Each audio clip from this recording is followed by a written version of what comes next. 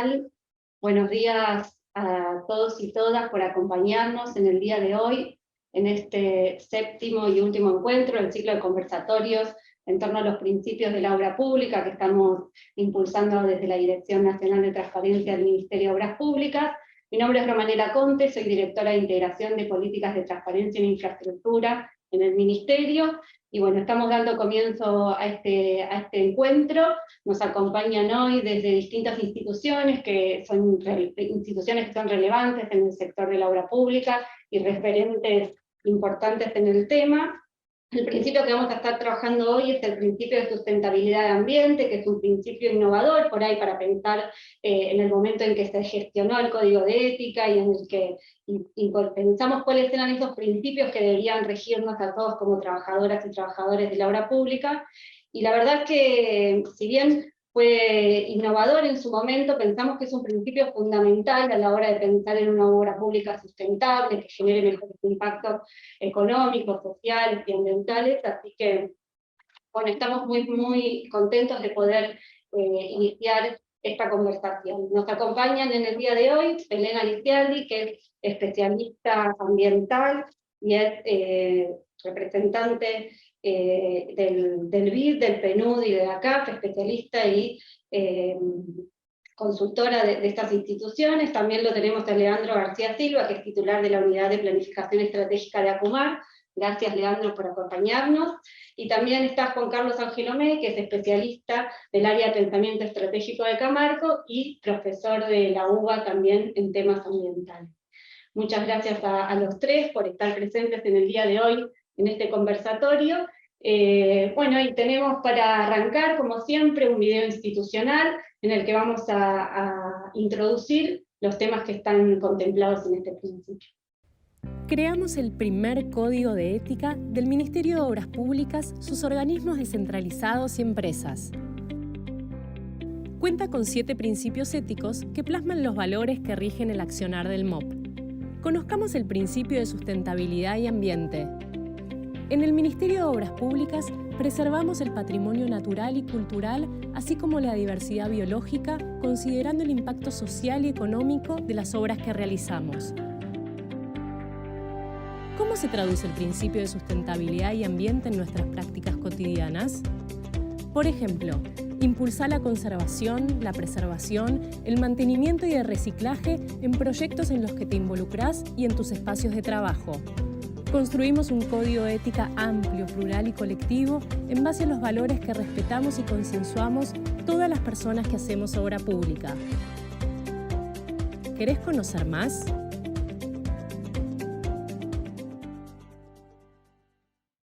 Por la invitación, en primer lugar. Es muy bueno poder discutir y conversar sobre estos temas. Como vos decías al principio, es un tema innovador, pero que nos acompaña hace mucho tiempo, y lo innovador es empezar a pensarlo en el contexto de las políticas públicas de obra pública. ¿Por qué? Porque la sustentabilidad, el Código de Ética, la verdad que es una iniciativa que es muy bienvenida y muy interesante, y cuando uno llega a este principio último en términos de presentación, ve que en alguna medida es una síntesis de todos los anteriores, y de algún modo los comprende. Los comprende porque la sustentabilidad, y en la obra pública en particular, nos proyecta de algún modo hacia pensar el futuro de eso que hoy estamos haciendo. Y para que esto se sostenga, para que esta obra interactúe con su entorno en un contexto que finalmente, como decíamos recién en el video, necesita vincular lo social con lo ecológico, con este hecho que es intervenir a partir de una obra en un punto, en un lugar determinado, nos lleva a la necesidad de que esto se sostenga como, que sea legítimo, que sea participativo, que mantengamos informado a las personas que van a estar involucradas en esa tarea.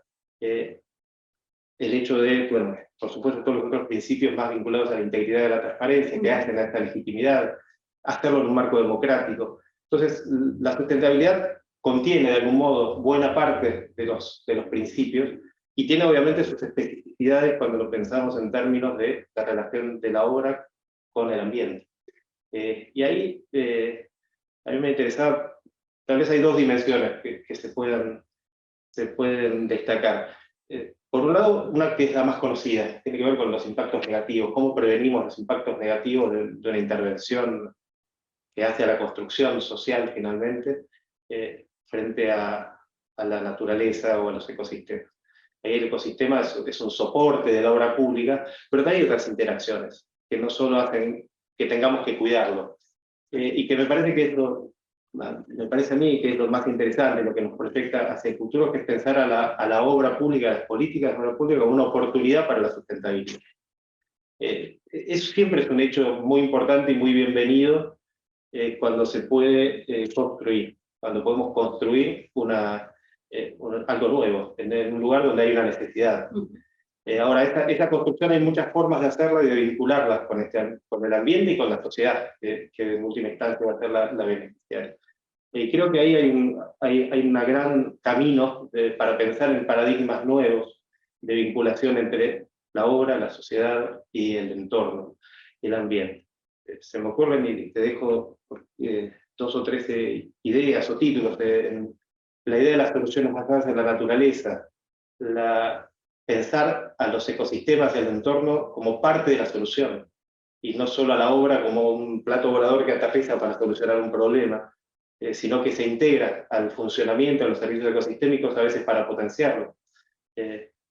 Y viene esta idea de la infraestructura verde-gris, donde requiere otra mirada. Y ahí aparecen algunos desafíos. O sea, no solo fortalecer los instrumentos que ya tenemos para minimizar los impactos negativos, las evaluaciones de impacto ambiental, la evaluación ambiental estratégica, el ordenamiento territorial, que son instrumentos que hoy existen en las legislaciones, casi todas las provincias lo tienen más o menos desarrollado. Por supuesto que siempre hay espacio para mejorar en esa implementación. Ese es un camino a continuar, a profundizar, a seguir. Pero por otro lado tenemos me parece esta oportunidad, este desafío de pensar otros paradigmas, otros instrumentos. Y eso hay que construir. Ahí tenemos planes piloto, tenemos algunas demostraciones, mucho trabajo en la academia, algún empuje a nivel internacional, pero todavía hay mucho por hacer para construir esa plataforma que pueda permitir desarrollar concretamente e integrar a nuestros planes de obra pública esta mirada de la oportunidad para construir sustentabilidad en un sentido más amplio. Bien, bárbaro. Belén, no sé, un poco también retomando esto que decía Leandro, ¿no? Cómo lo están viendo ustedes también desde la academia y desde las agendas más internacionales, cómo se están introduciendo estos temas también acá y qué experiencias podemos encontrar acá en Argentina que estén dando algún faro sobre cómo ir incorporando estas cuestiones en la gestión de la obra pública. Perfecto, bueno, antes de todo, buenos días a todos. Bueno, muchas gracias al Ministerio de Obra Pública, al Observatorio de la Obra Pública, que como decía Leandro, es un lugar democrático, participativo, y me parece perfecto que desde ese lugar democrático participativo construyamos esta obra con todos estos criterios y con todos estos principios que muy bien están en el Código de Ética, y nosotros desde el Observatorio de la Contratación Pública de la Universidad Austral consideramos que es la única forma de poder hacer una obra pública que tenga todas estas condiciones, que sea transparente, que sea sostenible, que sea resiliente, que se mide el impacto social, así como decía Leandro, necesitamos un cambio de paradigma en nuestra obra pública. La obra pública tiene que dejar de satisfacer a lo mejor necesidades que están en agenda y decir, bueno, necesitamos construir tal cosa. Bueno, pero eso que estamos construyendo, ¿cómo se relaciona con el entorno, como decía Leandro, o Leandro que se enfocó más a lo mejor en la pata ambiental? Por eso me gustaría contarles o hablarles de la pata social, que es la otra pata también de la obra pública, y así como en la Agenda 2030, cuando uno ve los diferentes objetivos, pensamos obviamente en el criterio económico, que uno habla, ¿no?, de la obra más barata, y uno se relaciona esto con cómo adjudicamos también la obra pública, ¿no? ¿Cuál es la oferta más conveniente? La oferta más conveniente no es la oferta más económica. Tiene en cuenta ahí, esto es, como decimos los abogados, es un concepto jurídico indeterminado, tenemos que ser muy claros en definir más allá del criterio económico, que es fácil verlo, qué criterios ambientales, como comenta Leandro, cuáles son las evaluaciones de impacto ambiental que tiene que cumplir, cuáles son los requisitos, y también cuáles son los impactos sociales, o qué queremos que aporte desde el punto de vista social este oferente, y también a la sociedad qué beneficios se le va a brindar. Desde el punto de vista social, hemos visto un montón, digamos, de iniciativas que a través de la obra pública, pensemos también más allá del impacto ambiental, de la cantidad de gases de efecto invernadero que tiene la obra pública, y eso también pensemos en estos impactos sociales. Y en impactos sociales me quería ir con algunos ejemplos innovadores que podemos buscar un montón afuera, pero también tenemos un montón de ejemplos a nivel federal en nuestro país que podemos brindar. De hecho, la Universidad Austral ha hecho un relevamiento de normativas provinciales y municipales de nuestro país acerca de la mano de obra local. Uno hace una obra pública y aporta también y pide a qué oferente queremos darle esa obra pública. Cómo promover desde la obra pública, desde el Estado, políticas públicas locales, fomentar esas economías locales. Y hemos visto que hay un montón de ordenanzas y leyes provinciales que establecen entre el 70% al 90% de la mano de obra tiene que ser local, y algunas jurisdicciones han ido más allá y han establecido también ciertos criterios con perspectiva de género. Por ejemplo, por decirles como cordobesa que soy, Villa del Lique, provincia de Córdoba, tal cual, le exige que más allá del 70% de la mano de obra local del municipio, una ordenanza que salió en plena pandemia, el 30% de esa mano de obra para obra pública tienen que ser mujeres. Entonces vemos cómo integran el criterio de la mano de obra local y el criterio de la perspectiva de género al mismo tiempo. ¿Cómo verifican que la mano de obra local?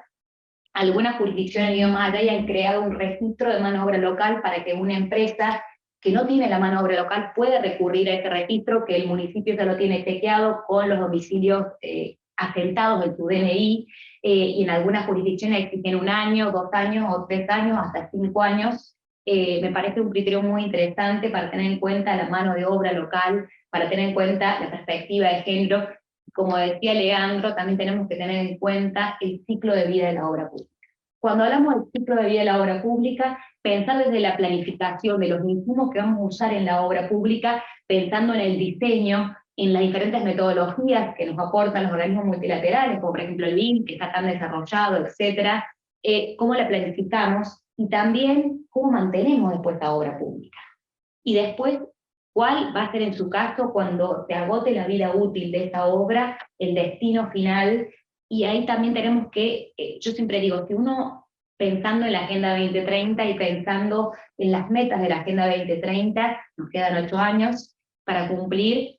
El 12.7 habla de promover las compras públicas sostenibles. De la obra pública podemos promover la sostenibilidad ambiental, como decía Leandro, y la social, y está de la mano con la meta 12.6, que habla de promover las prácticas de sostenibilidad de nuestros proveedores, de nuestros oferentes. Si el proveedor ve que el Estado está cambiando y está eligiendo proveedores y oferentes que pongan un acento en la sostenibilidad de la obra pública, también vamos a cambiar quiénes son nuestros proveedores, quiénes son nuestros oferentes de la obra pública. Son dos cosas que van de la mano. Si el Estado quiere otra obra pública, tiene que promover y adjudicar, y esa oferta más conveniente tiene que tener, valorar esos criterios exactamente ambientales, como decía Leandro, y sociales. Y vamos a tener una obra más resiliente, preparada al cambio climático, con más teniendo en cuenta y valorando estos impactos sociales. Por eso me parece muy atinado, aparte, ahí que el BID y el Banco Mundial hayan acompañado también al Ministerio de Obras Públicas en la evaluación de MAP.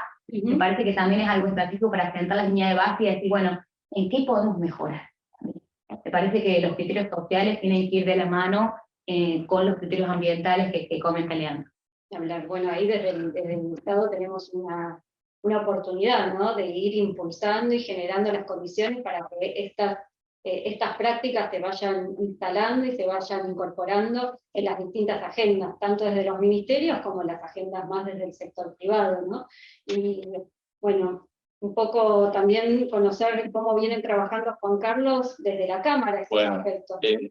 Lo bueno de hablar al final que me quedo con las coincidencias de los colegas. Es una verdadera ventaja que haya tantas coincidencias.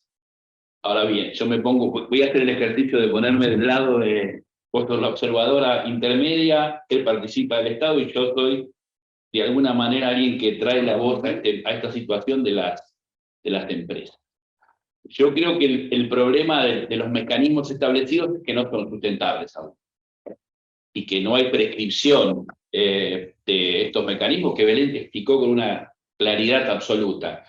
En ese sentido, la empresa va a ejecutar cuando se lo pide.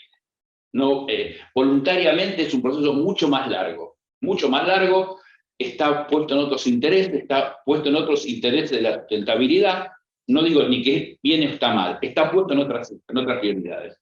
En momentos de tensiones como la actual está primero la supervivencia de la empresa inclusive, pero entonces lo primero que intentamos hacer es cuántos pliegos, vamos a llamarlo pliegos, que es la palabra clave, salen con corte ambiental. ¿Saben cuál es el porcentaje de los pliegos que salen con corte ambiental? Entre el 6 y el 8%. Nada, la verdad que nada. La mayoría son de la Comarba. Si uno tuviera estadísticamente de ese 8%, AISA y otros organismos que están muy relacionados por definición con temas ambientales. Entonces, prescriben con esa lógica, pero no hay tanta prescripción. Estamos hablando de los tres escenarios: el nacional, el provincial y los municipios, que son generadores altísimos de obra pública, que no cuidan esos aspectos. Entonces, me parece que hay como varios puntos en la cadena de valor, si me permiten. Hay que mejorar profundamente las prescripciones, uso términos médicos porque es la nueva definición, las prescripciones, los pliegos, tienen que empezar a reflexionar un poco en ese sentido. Desde el hecho arquitectónico, nos hemos olvidado de las buenas orientaciones, nos hemos olvidado de las buenas... donde la obra pública, como decía Leandro, es paradigmática, ejemplificadora, demostrativa de esto. Entonces, lo primero que hay que hacer es esto. Lo segundo es que hay que empezar a producir cambios en las organizaciones. Nosotros estamos haciendo un gran esfuerzo, desde nosotros, digo, el grupo de la Escuela de Gestión, el grupo del área de pensamiento estratégico, de que los empresarios comprendan esto, como dice Belén, como una ventaja competitiva para cada uno de ellos. Eso va a ser casi un cambio fundamental, porque en algún momento las dos partes van a pensar igual. Por ahora estamos pensando en asincronía. Ese esfuerzo es el que estamos haciendo. Igualmente yo creo que estamos bien en el camino. Primero porque tenemos una ley ambiental, nos guste o no nos guste, tenemos una ley ambiental muy armada. Y hay organismos, hay experiencias de comité como el de la CUMAR que están siendo cada vez más exitosas, que demuestran que hay un camino posible distinto. Hay organismos como la Universidad Austral, la Universidad de Buenos Aires, que participan y están preocupados por esto. Está este documento inédito, del Código de Ética inédito de Argentina, que marca un rumbo, y está este concepto de la sustentabilidad como un fenómeno circular, que no es nada más que ambiente, sino economía y social. Entonces, están como puestas las cosas en la cancha. Ahora me parece que este es el espacio de capacitar, me parece a mí, que este es el espacio de capacitar. Esto tiene dos sentidos. Yo siempre cuento una experiencia, nosotros como mi empresa privada, hecho por primera vez una inspección ambiental. En la provincia de Neuquén, cuento un pequeño ejemplo, licitó un ferrocarril hacia la frontera con Chile, en Patagonia Ferrocarril, la empresa. El director, y ahí me voy a cerrar con esto, pensó que era un tema importante, el tema ambiental. Y entonces armó un pliego técnico y un pliego ambiental. Y se construyó la obra con esa lógica. Al principio la reacción de la empresa fue furibunda, hasta que empezó a darse cuenta de esta interrelación con el territorio y empezó a, no digo divertirse, disfrutar de esta situación, de los animales. El sistema natural patagónico, ustedes sabrán, es muy sencillo, pero muy difícil de mantener equilibrado. Hay pocos elementos vivos, pero lo tocás y se desequilibra. Ese esfuerzo fue súper valioso, hasta inclusive impactos paleontológicos. Encontramos huesos de dinosaurio, reliquias mapuches que fueron salvadas por la acción de un plan. Digo, este pequeño ejemplo es un pequeño diagnóstico de que a nadie le va a molestar trabajar en esta línea. Lo que pasa es que hay que empezar a dejarlo que sea voluntario. Esto fue voluntario porque a alguien se le ocurrió que era importante. El 8% demuestra que no es tan voluntario, sino que hay que subir ese porcentaje. Y ahí me parece que sí es cierto que el Estado tiene una responsabilidad mayor que el privado. Porque Tiene la normativa, pero no la aplica en sus propios proyectos. Sí, es el que tiene que establecer Y cuáles son sí, me parece que sí, bueno, coincidimos un poco, es el que tiene que, tampoco quiero caer que el Estado tiene la culpa de esto, porque si no entramos en la fácil. Ya de hecho hay un Estado que está reaccionando en ese sentido, y que los privados pueden hacer mucho. Por ejemplo, yo me siento contento que en la Cámara me hayan dado un espacio para reflexionar sobre esto y haya gente que escuche. Cuando hace 10 años nadie escuchaba esto. Sí, son temas que te están poniendo en la agenda. Claro, y yo creo que, como decía, a veces es optimista. Hace 10 años no hablábamos de nada, o de 15. Apareció la nueva Constitución, apareció el Río y los presupuestos mínimos y empezaron a aparecer los estudios de impacto ambiental, que fue una revolución, una revolución. Y ahora estamos en el pasar de la evaluación del impacto a incorporar el proyecto, en la lógica de lectura. Estamos en un momento histórico, eso es lo que hay que entender, pero este momento histórico requiere de un esfuerzo de todos. Bárbaro. Pero me puse serio, ¿eh? Claro. Bueno, el tema lo merita. ¿Qué? El tema lo merita. Sí, no, señor. Y aparte vivimos de esto. Leandro, y ustedes de Acomar, ¿cuáles les parece que son los retos que tenemos acá desde las agencias más estatales en términos de planificación, gestión y evaluación de la obra pública para incorporar esta perspectiva más de la sustentabilidad y el ambiente? Acomar tiene una ventaja, que tiene un mandato en ese sentido. Digamos, tiene un mandato de sustentabilidad y cuando lleva adelante su plan estratégico, su plan de saneamiento ambiental, sus principales objetivos son mejorar la calidad de vida, pero al mismo tiempo prevenir el daño y generar las condiciones de saneamiento. Prevenir, recomponer y mejorar la calidad de vida. Y esto hace que de algún modo se vayan incorporando una mirada más sistémica y múltiple de muchas de las decisiones. Y no es casual que parte de las demandas que provengan de Acomar incorporen estas cuestiones. Sin embargo, los retos siguen estando ahí. Muchas veces se sigue viendo como un obstáculo para el buen desarrollo de una obra pensar todo esto, porque necesariamente la complejiza. Creo que hay que abrazar de algún modo esa complejidad. En la medida en que sigamos tratando de no complicarnos la vida, lo que hacemos es generar procesos menos sustentables. Sí. Y esa complejidad se puede ordenar, se puede tratar.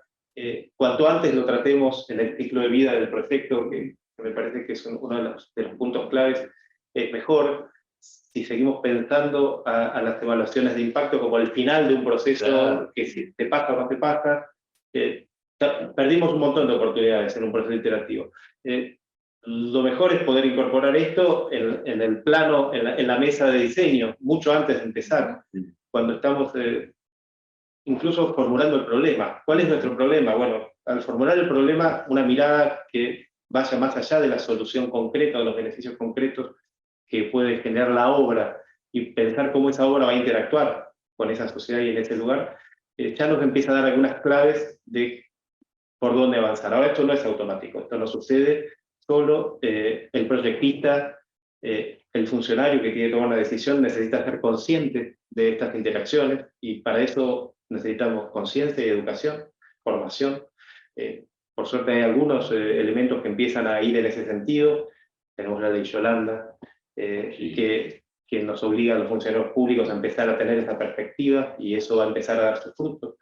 Se está incorporando a nivel educativo la educación ambiental integral. Y cuando hablo de ambiente, hablo de ecología y sociedad, ¿no? No estoy pensando solo en los ecosistemas, estoy pensando en las personas, en las sociedades que habitamos esos ecosistemas. Y entonces, una vez que se vaya consolidando esta conciencia, va a ser más simple. Ahora, nadie sabe todo, que eso también es parte de un poco de los desafíos por delante, es poder trabajar con los equipos multidisciplinarios, transdisciplinarios, para abarcar esta complejidad. Un arquitecto, un ingeniero pueden ser muy buenos en su proyecto, pero no pueden abarcar la complejidad de esa realidad. Y es probable que en esa mesa, en este tablero al principio y en esta discusión, tengan que estar sentados otros equipos. Tengamos que incorporar una mirada de las ciencias sociales, una mirada de las ciencias naturales, de las profesiones que trabajan en este sentido, y eso también es una práctica nueva que de a poco deberíamos poder, y son las cosas que podemos hacer, por otro lado. Casi todas las instituciones que hacen obra pública, terminó habiendo algún biólogo que llegó para hacer el viejo estudio de impacto ambiental, y que forma parte de nuestros equipos, pero que no siempre lo sentamos alrededor de la mesa al principio. Y eso también es una práctica que podemos ir recogiendo con los instrumentos que tenemos en nuestras manos.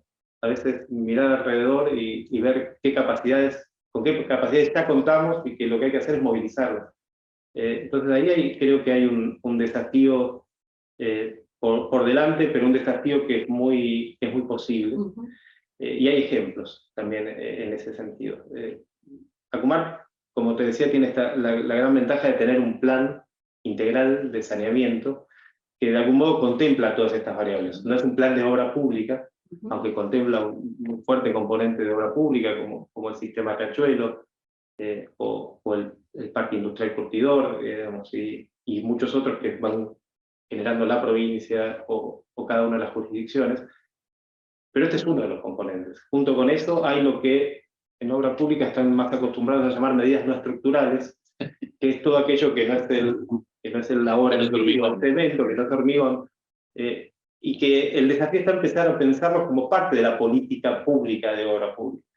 O sea, no es posible que una obra funcione si no hacemos lo demás, incluso para el beneficio y la sustentabilidad de la propia obra. Si yo hago un dique y tengo una erosión tremenda porque hay un mal manejo del suelo, aguas arriba, estoy de algún modo acortando la vida útil de mi propia obra.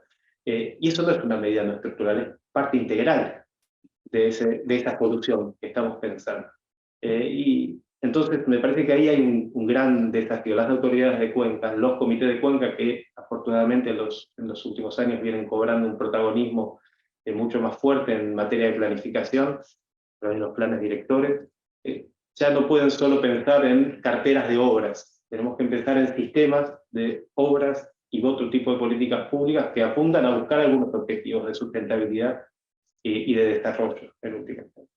Entonces, me parece que ese es un cambio donde el código de ética viene a apuntalar este cambio, porque nos dice no solamente cuál es el principio, cuál es el compromiso institucional, que debería incluir, entiendo yo, y ahí podría haber un cambio de esos sustantivos, esta demanda al momento del diseño de los pliegos, y después las actitudes personales que también pueden hacer un gran cambio en este sentido. Mirar a nuestro alrededor, buscar esos recursos que a veces están disponibles y que no siempre echamos mano a ellos, generar ambientes que permitan ese cambio, que sean habilitantes para pensar un poco afuera de la caja y empujar estas decisiones, nos va a permitir, creo que tener obras más sustentables, más resilientes, dentro de los recursos que tenemos, pero empujando cada día un poco más la vara para que el Estado demande aquello que en última instancia necesitamos. Bien, vale. Y Belén, no sé, desde tu lugar, desde la academia, ¿no? Y cómo estás viendo esto, cuáles son los retos que tenemos como Estado y como sociedad para poder incorporar cada vez mejor estas cuestiones que también marcaba Leandro, ¿no? Estas medidas que no son estructurales, pero que cada vez se convierten en más estructurales para la obra, ¿no? Ese es el cambio de paradigma también un poco, ¿no? Del que veníamos hablando. Tal cual, bueno, considero que tenemos un montón de retos. Me voy a enfocar en algunos, si no voy a terminar más. Comparto con Leandro que uno de los primeros retos que tenemos es el tema de la capacitación. La ley Yolanda, bienvenida sea, justamente para que los funcionarios públicos queremos obras sostenibles, tenemos que tener funcionarios que estén capacitados a redactar esos pliegos con sostenibilidad. De hecho, nosotros desde la Oficina Nacional de Contrataciones, como órgano rector de Bienes y Servicios de Obra Pública, realiza cursos en INAP, a los cuales pueden acceder todos los funcionarios, agentes y demás de la administración pública, y de hecho hay un curso que se refiere a la sostenibilidad ambiental y social de la obra pública. Me parece que tendría que ser esencial y obligatorio que por lo menos en diferentes áreas que redactan los pliegos, que las comisiones evaluadoras sí o sí, una de las personas tenga preparación en poder evaluar, tanto para preparar ese pliego, que mientras más claro sea ese pliego, nos evitamos impugnaciones, observaciones, y logramos en definitiva lo que buscamos, que es esa obra resiliente, esa obra sostenible. Entonces, por un lado, me parece que la capacitación es un gran desafío. Cuando yo hablo de capacitación, no solamente hablo de los empleos públicos, sino también capacitación de parte de los oferentes. Por eso felicito siempre el trabajo que hace Camarco, UOCRA, la Cámara de Argentina con Chestra, en ese sentido de capacitar y dar el ejemplo. Como yo decía, van de la mano. El Estado con esos oferentes tienen que ir de la mano para compartir, digamos, ese mensaje. Me parece que también para eso necesitamos estudios de mercado, ver qué oferentes tenemos en el mercado que ofrecen estas condiciones. A lo mejor el Estado no sabe. Por eso me parece que a lo mejor en el registro de constructores que lleva adelante la Oficina Nacional de Contrataciones podría haber un espacio para incorporar estas cualidades ambientales o sociales que tienen nuestros oferentes y a lo mejor no las conocemos, y en algunos lugares se han utilizado, por ejemplo en el municipio de Godoy Cruz, provincia de Mendoza, han precalificado a sus oferentes en base a los criterios ambientales, sociales y de gobernanza, como le dicen ellos, sus oferentes, y lo tienen en cuenta como un puntaje tipo para la evaluación de ofertas, como un puntaje adicional que le suma más allá del precio. Hay muchas jurisdicciones, tanto en América Latina como en Europa, que para hacer esta matriz de evaluación y conformar la fórmula polinómica utilizan que el 70% sea el precio, obviamente, pero el otro 30% estén estas cualidades ambientales, sociales, técnicas, etcétera, que esto hace conjugar y el oferente empieza a ver que el Estado empieza a valorar este cambio, digamos, de cultura. El tema de la economía circular, más con los compromisos que tenemos, es un factor importante, por eso hay tantas iniciativas en materia de obra pública que reflejan esto. Por ejemplo, el año pasado, cuando Verano Cargas y Logística hizo el concurso de proyectos integrales para la sustitución de los durmientes del tren, y cambió y dijo, no voy a hacer más durmientes de quebracho para fomentar la deforestación, etc. Y acordó con la Cámara de Plástico, y una norma técnica para cambiar los durmientes. Me parece que la innovación estuvo presente, la creación de nuevas pymes más innovadoras, de la mano de obra local, porque terminó siendo adjudicado no una empresa extranjera, sino una empresa cordobesa, podemos acordar. Pero bueno, se fomentó la innovación, la economía circular, criterios ambientales y sociales van de la mano. Entonces el Estado también tiene que dar la oportunidad a esos oferentes que se puedan reconvertir, cambiar su forma de hacer esas obras, como en este caso esta obra ferroviaria. Entonces me parece que capacitación, que estudio de mercado, registro de constructores y la adjudicación, tener en cuenta estos criterios debe ser valorado.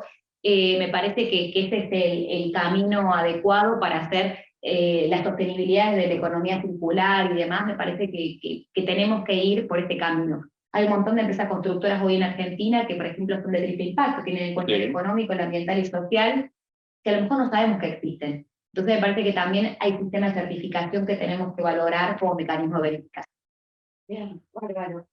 Sí, es un poco también como el camino que venimos haciendo en relación a la incorporación de la perspectiva de género, ¿no? Digo, es como, son estas dos dimensiones que por ahí no son de impacto directo en la obra pública, o no se piensan desde un comienzo, en la hora de gestionar y de empezar a planificar obras públicas, pero que hoy en día están instaladísimas en la agenda y no se pueden dejar de lado a la hora de pensar cómo se gestiona esa obra y cómo se la planifica, ¿no? Entonces, a esto que vos decís te agrego ahí que justamente hay dos obras con financiamiento del BID, que en materia de perspectiva de género, por ejemplo, una es en Enosa, que se incorpora en este mismo pliego, el 5% de mujeres tenía que ser sí o sí valorado, y una obra de AISA que valora las políticas de género de la empresa que resulte adjudicataria. Nosotros en el Ministerio, en función de un trabajo que vinimos haciendo también con las instituciones que forman parte del observatorio, lanzamos el primer pliego con perspectiva de género, y incorporando muchas de las recomendaciones, y también empezando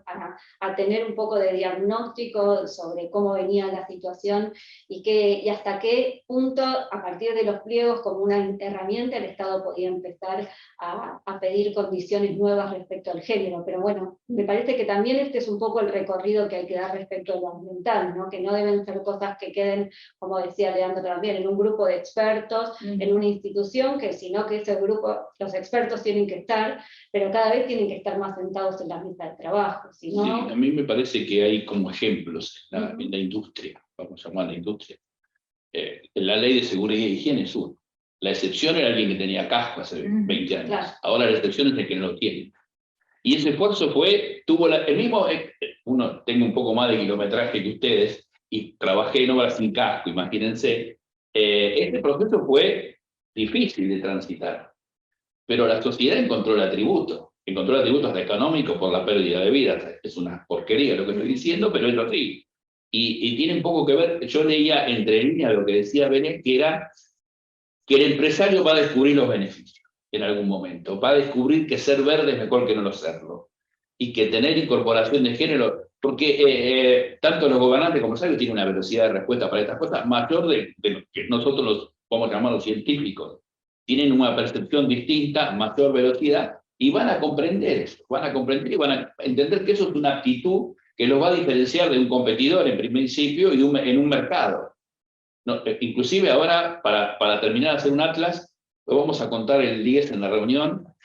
La Cámara lanzó una encuesta sobre el 2030 de cómo se autoperciben las empresas en esa lógica. Esto puede ser la clave de no vamos a llamar una normalidad, pero una norma argentina de ambiente para la obra pública, para la obra privada, porque también hay que pensar que después de la obra pública tenemos que pensar en la obra privada, que avanzó por otro lado, por la norma LEED, por vender, por marca, y reaccionó con el hacer la fotovoltaica y el calentador solar, como dice, somos verdes, pero esa lógica de construcción es posible entendiéndolo como un desafío, como decían los colegas. Y otra cosa que decía el amigo es que tenemos que romper esa historia de ver proyecto por proyecto. Ese es el modelo de la industria de la construcción del siglo XIX, básicamente, que ahora empieza y termina, y empieza y termina, y es el edificio más alto y el dique más grande. Ya hay que empezar a volver hasta una visión de programa y proyecto sin ninguna duda, y empezar a pensar que cada uno es una pieza de una cuestión.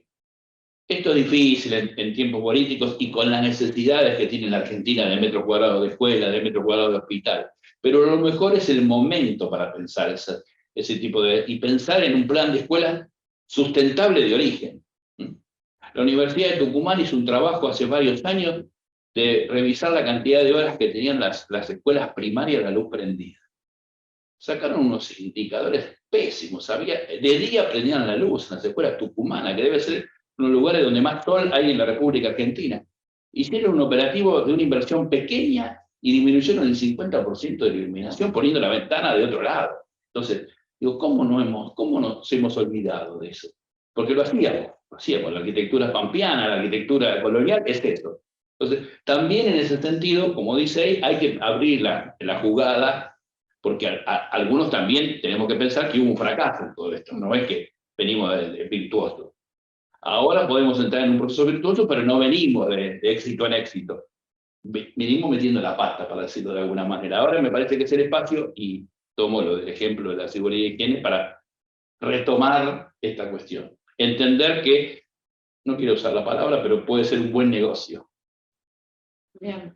Sí, por ahí me quedé pensando en esto último que decías y traigo algo que comentábamos en el primer bloque respecto de cómo la obra pública también tiene que ser pensada en el lugar en el que va a ser emplazada, con las particularidades ambientales y de los ecosistemas locales, pero además en eso el Ministerio tiene un desafío también, ¿no? Porque tiene que pensar obra pública con estas particularidades, pero para toda la Argentina. Entonces, claro, y con la escasez de recursos. Bueno, y en un contexto de restricción presupuestaria. Entonces, me parece que ahí hay algunas cosas que debiéramos pensar en cómo podemos fomentar esta sustentabilidad y esta obra pública pensada en un espacio, en un territorio específico, con la particularidad de pensarla nacional, ¿no? Sí. No, sin duda, y sobre eso, obviamente el Ministerio está en una posición privilegiada, porque como el principal financiador,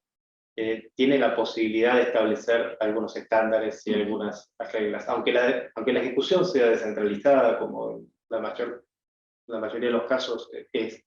Y bueno, es esa posición que le permite apalancar y hacer posible la obra, es también la oportunidad de empezar a ir generando la posibilidad de tener este tipo de estándares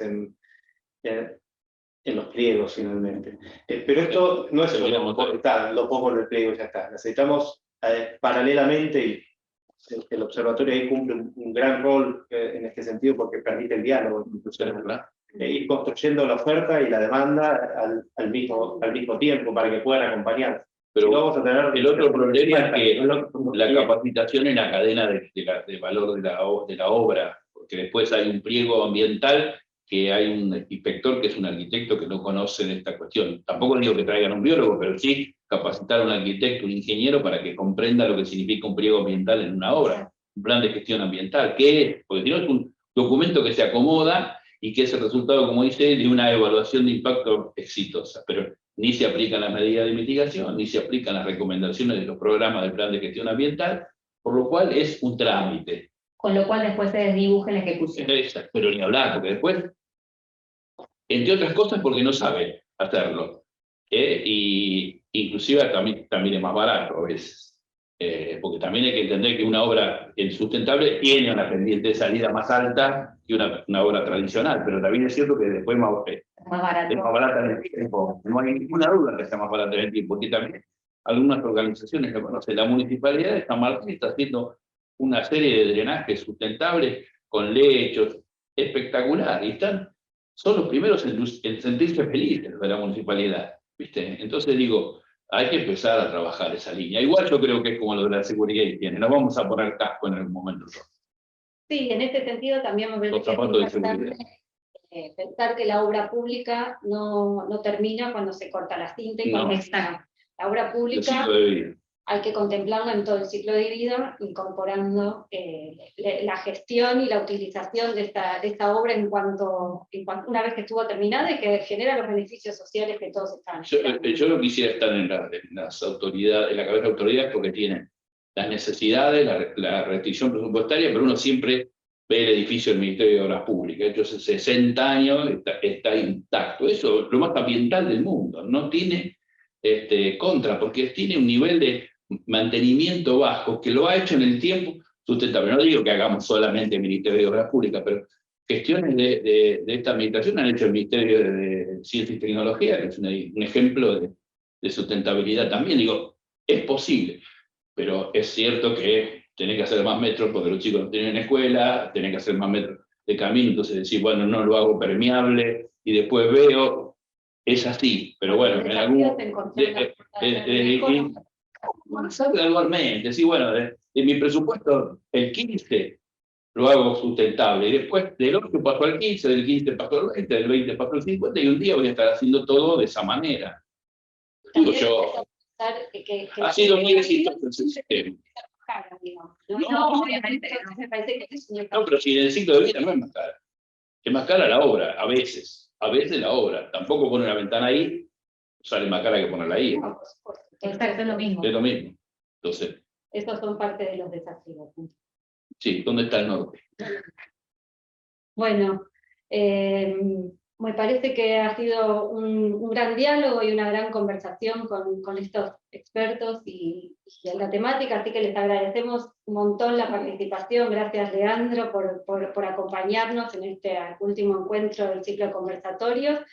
Gracias, Belén, también por todo el apoyo también y toda la participación que vienen teniendo en el Observatorio de la Obra Pública, en los distintos grupos de trabajo y en los distintos instrumentos que estamos gestionando junto con ustedes como actores relevantes. Y gracias, Juan Carlos, también por todo. Estoy muy contento de haber venido. Muchas gracias a ustedes por acompañarnos. Bueno, como les decíamos al comienzo, este es el último encuentro del ciclo de conversatorios, pero bueno, están todos colgados en el YouTube, en el web del Ministerio, así que cuando quieran y cuando deseen pueden ingresar para escuchar tanto como los 6 anteriores. Igualmente vamos a estar también armando con estas conversaciones que tenemos una publicación para que nos quede un registro de todo lo que venimos trabajando desde la Dirección Nacional de Transparencia. Agradecerle a todos y todas los que nos vienen acompañando desde el canal de YouTube en los distintos encuentros que venimos haciendo. Y por último también comentarles que desde la Dirección Nacional de Transparencia largamos el Premio Nacional de Participación y Control Ciudadano en la Obra Pública. Este es un premio que busca fortalecer y visibilizar las prácticas que se vienen gestionando desde los gobiernos provinciales y locales en torno a la participación y control ciudadano. Está disponible ya en la página web del Ministerio un documento metodológico que sistematiza las prácticas que venimos relevando desde la Dirección Nacional en todo lo que es el Ministerio de Obras Públicas, sus organismos descentralizados y empresas, y a partir del premio queremos alimentar el banco con otras prácticas que se fueran dando en los territorios, poderles dar visibilidad y fortalecerlas en pos de generar cada vez una obra pública más participativa, más comunicativa con la sociedad, y donde podamos todos y todas ver reflejados cuáles son nuestras necesidades y nuestras demandas a través de la obra pública. Así que los invitamos a que se postulen el premio, la verdad que es bastante sencillo, y desde la dirección ahí estamos en contacto para colaborar y para ayudarlos en lo que necesiten referido a la postulación. Y bueno, muchas gracias nuevamente por acompañarnos en este ciclo de conversatorios, y nos estamos viendo el año que viene seguramente con nuevas propuestas para seguir conversando en torno a los principios que nos propone el Código de Ética. El año que viene empezamos con sustentabilidad. Tal cual. Lo voy a decir. Gracias. Gracias a ustedes.